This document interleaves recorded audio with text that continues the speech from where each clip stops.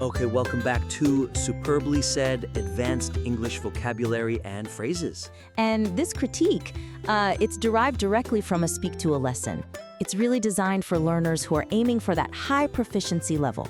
Yeah, and if you are practicing your English speaking, trying to build confidence, remember you can head over to SpeakDuo.com. You can meet new people from all over the world on video calls there. Great way to practice. Definitely. Okay, let's jump straight into today's advanced language points. Right, let's kick things off.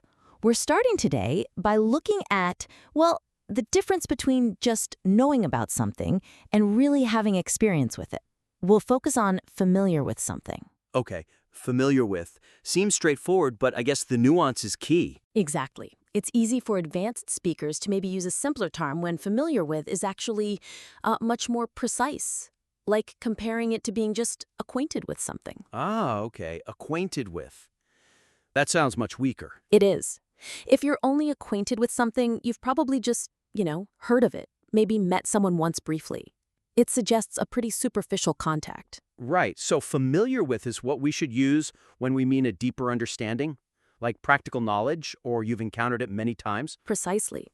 It implies you have some working knowledge. You could probably interact with it, confidently. Okay, so thinking about maybe an IELTS speaking question, like, are you familiar with any unusual traditions from other countries? Perfect example. Your answer is much stronger if you can genuinely say, yes, I'm familiar with Japan's tea ceremony. I've actually read quite a bit about the etiquette involved. It shows real engagement. And it works the other way too, right? To show the limit of your knowledge. Like, I'm not very familiar with the rules of cricket. Exactly. But I know it involves bats and wickets. It clearly signals, I know of it, but I don't have deep knowledge. Sets expectations correctly. Very useful. Okay, what's next? Next up, let's talk about signaling figurative language, the idiom so to speak. Oh, this is a big one. Especially because, as you said, people misuse literally all the time. They really do. I was literally dying laughing. Well, no, you weren't. Exactly. Literally implies factual precision. Right. So to speak is kind of the antidote.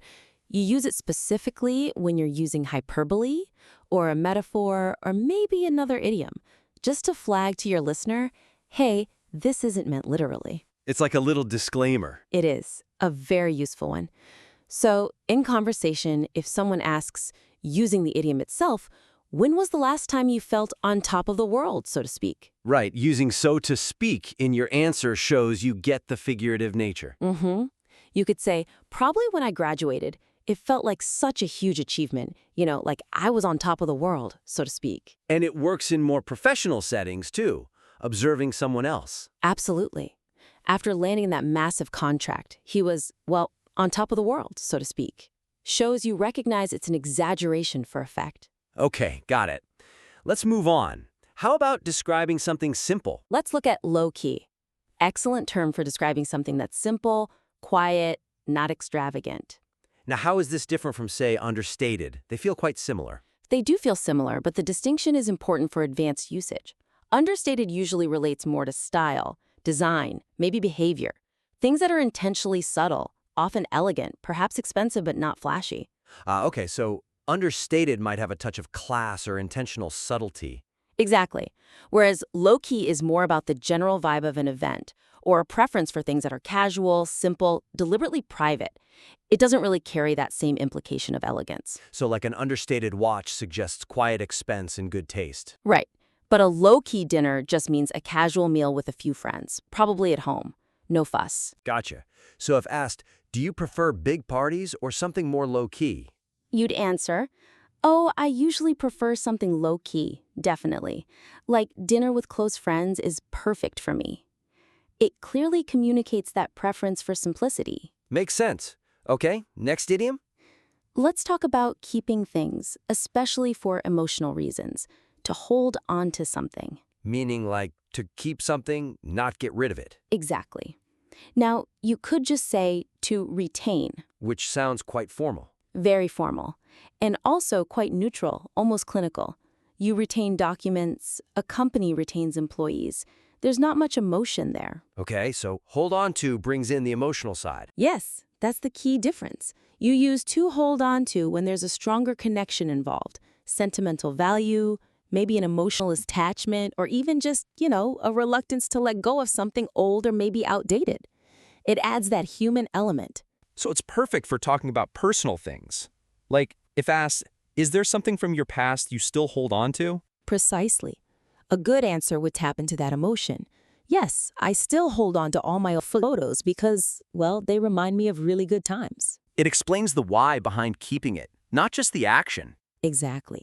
We hold on to things that connect us to who we were or important moments. Okay, shifting focus now.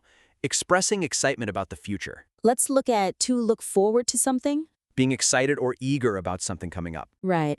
Now, the common alternative people might think of is to anticipate. Which also means expecting something. It does, but anticipate is neutral. You can anticipate something good, like a holiday, but you can also anticipate problems or a difficult conversation or bad weather. It just means you expect it to happen. Ah, I see. So anticipate doesn't guarantee it's a positive expectation. Not at all. But to look forward to does. It is used exclusively for positive, eager anticipation. It signals excitement, happiness about a future event. That's a really clear distinction. Useful for work context too? Definitely. You could say, I'm really looking forward to the next phase of this project. I think we're going to achieve a lot. It shows positive engagement. Or just casually, what are you looking forward to this weekend? Oh, I'm really looking forward to the concert on Saturday. It just injects that enthusiasm naturally. Great. Okay. What about when you get nervous and can't speak? Ah, yes. The phrasal verb for that is to clam up. To suddenly stop talking because you're shy or scared? Exactly. Now, you could just say someone fell silent. But that sounds quite neutral again? Like the room just went quiet? Precisely. To fall silent just describes the absence of sound, but to clam up tells you why. It emphasizes that the silence is an involuntary reaction to pressure, stress, nervousness, like a clam shutting its shell tight. So it captures that feeling of your mind going blank under pressure? It really does. So if someone asks, maybe in an interview context, have you ever clammed up during an important moment? You could honestly say, yes, unfortunately, I really clammed up during my very first presentation to senior management. Nerves just got the better of me. Exactly. It conveys that it wasn't a deliberate choice to be silent. It was a reaction to the stress. Very descriptive. Okay, next one. Let's look at starting something completely new. To start from scratch. Meaning from the very beginning, with nothing prepared? Right. Now, a potential comparison is to reformulate. But reformulate sounds like you're using existing stuff, just rearranging it? That's the core difference.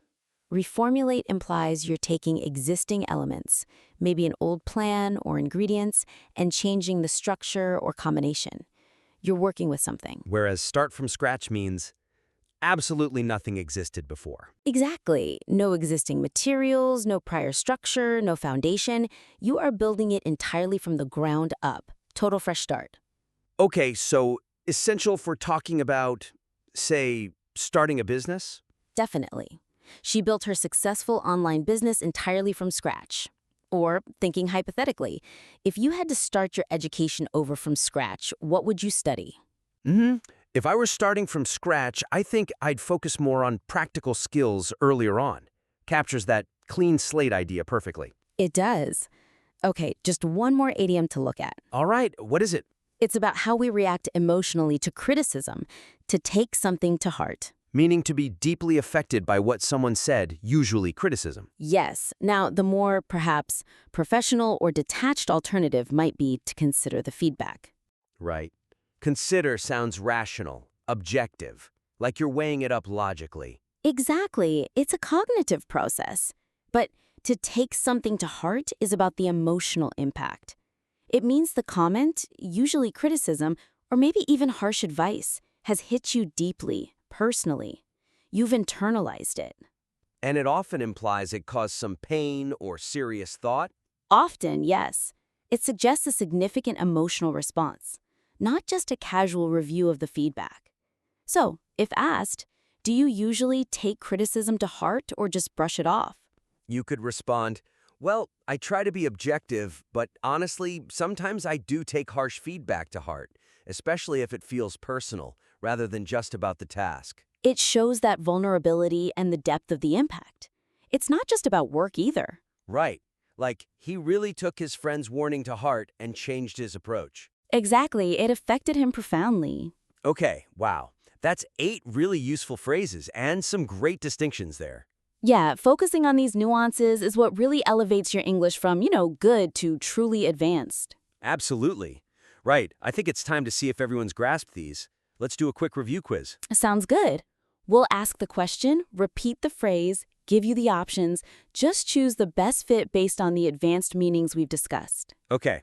Question 1. Familiar with something most nearly means to: Option A, know about it from experience. Option B, have heard of it only. Or option C, agree with it strongly. Which is it for familiar with something? Take a moment. Feel free to pause here if you need to think about the answer for familiar with something. All right. The correct option for familiar with something is A. Know about it from experience. Remember, it's about that deeper, practical understanding, not just being acquainted. Okay, question 2. So to speak most nearly signals. Option A, literal exact wording.